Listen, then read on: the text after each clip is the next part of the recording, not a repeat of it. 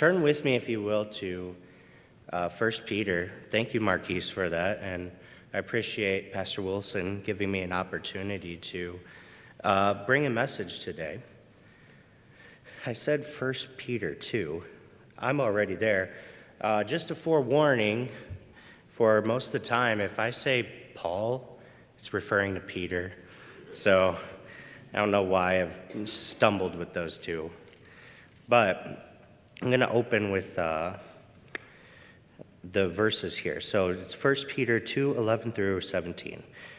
Dearly beloved, I beseech you, as strangers and pilgrims, abstain from fleshly lusts which war against the soul, having your conversation honest amongst the Gentiles, that whereas they speak against you as evildoers, they may be your good works, which they shall behold. Glorify God in the day of visitation. Submit yourselves to every ordinance of man for the Lord's sake, whether it be to the king as supreme, or unto governors, as unto them that are sent by him for the punishment of evildoers, and for the praise of them that do well.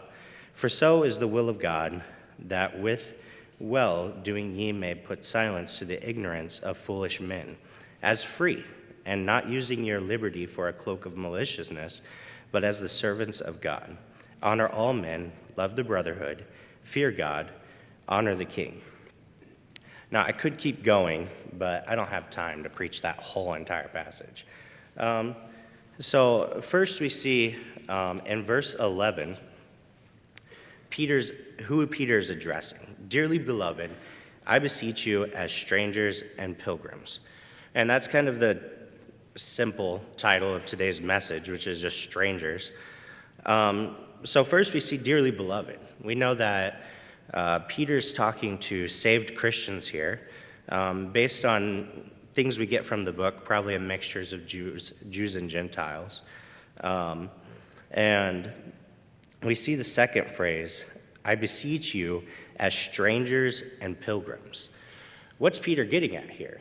Well, as Christians, we are not a part of this world. And Peter writes through it throughout his book, even in the first verse of Peter, an apostle of Jesus Christ, to the strangers scattered throughout Pontus, Galatia, Cappadocia, Asia, and Bithynia.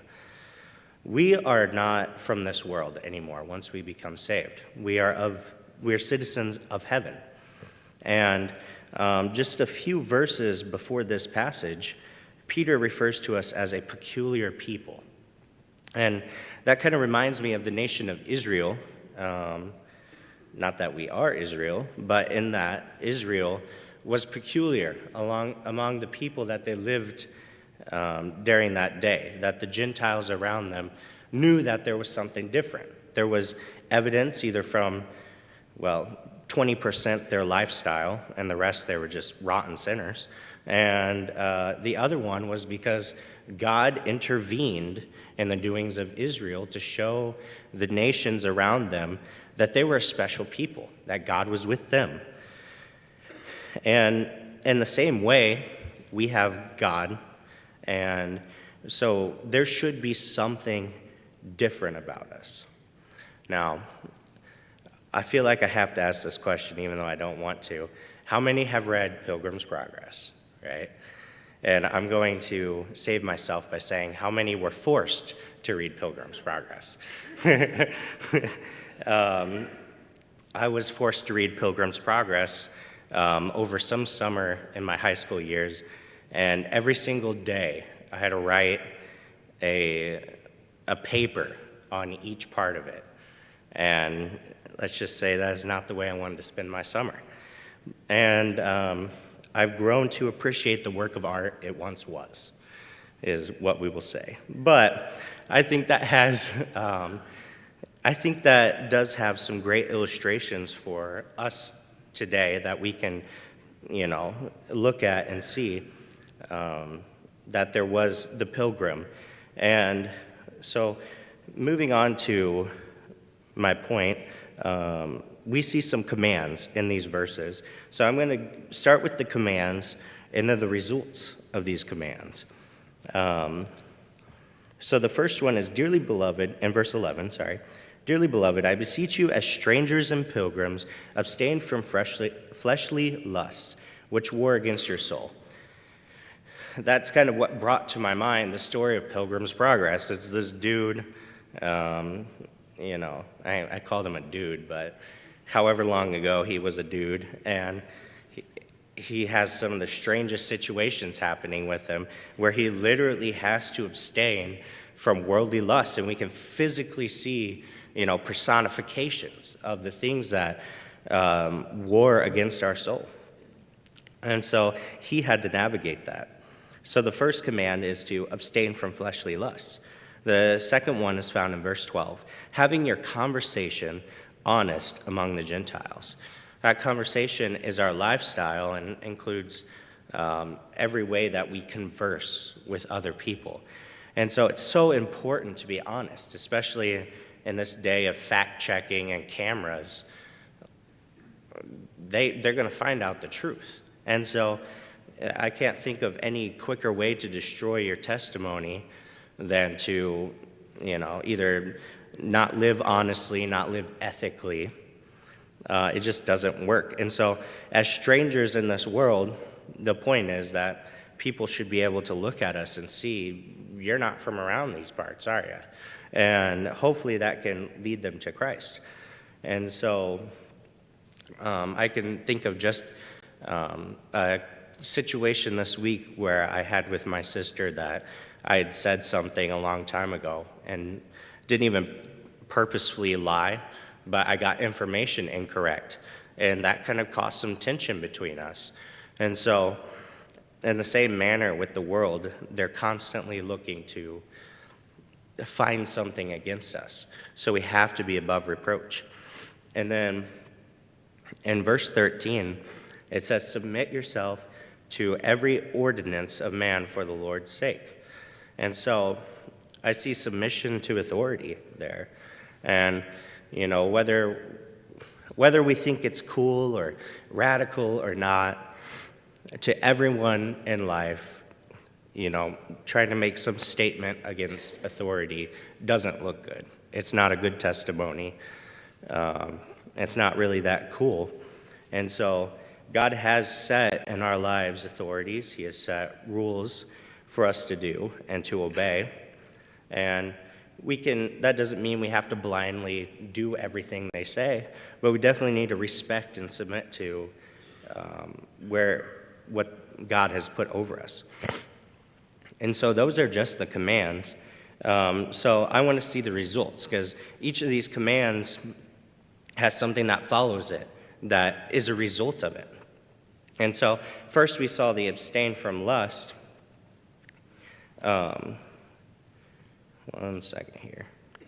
Or having your conversation honest among the Gentiles, that whereas they speak against you as evildoers, they may be good works, or they may be your good works, which they shall behold, and glorify God in the day of visitation.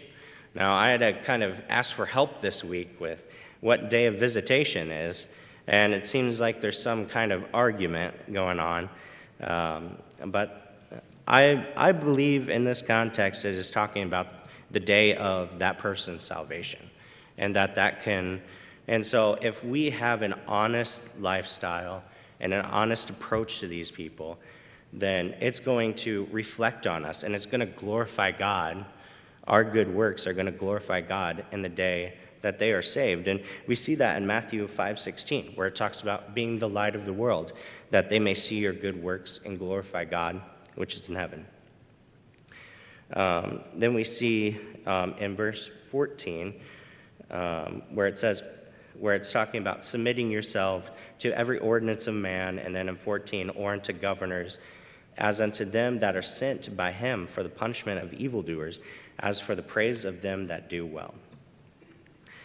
If we're doing what's right, we're going to be praised for doing what's right, ultimately.